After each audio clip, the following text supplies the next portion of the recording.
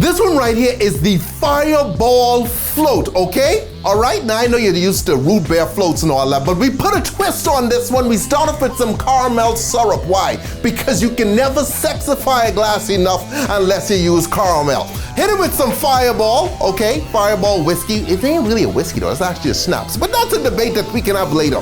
Come behind that with some cream soda. Now, legally, you could stop right here and guess what, this drink will still be good to go, okay? But we got to take it to the float level. So we grab some vanilla ice cream and then we pack that in, okay? And the thing about vanilla ice cream and sodas is it bubbles up a little bit. You see the bubbling taking place there? Okay, that's physics, homeboy. You learn a lot on this show, okay? Physics, chemistry, probably a little bit of biology in there too.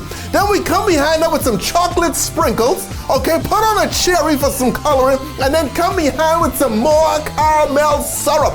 I don't care what you have in mind, homeboy. You can't beat this drink. That's why I'm celebrating, because it's so damn sexy. Yes, sir. Stay tipsy. Later.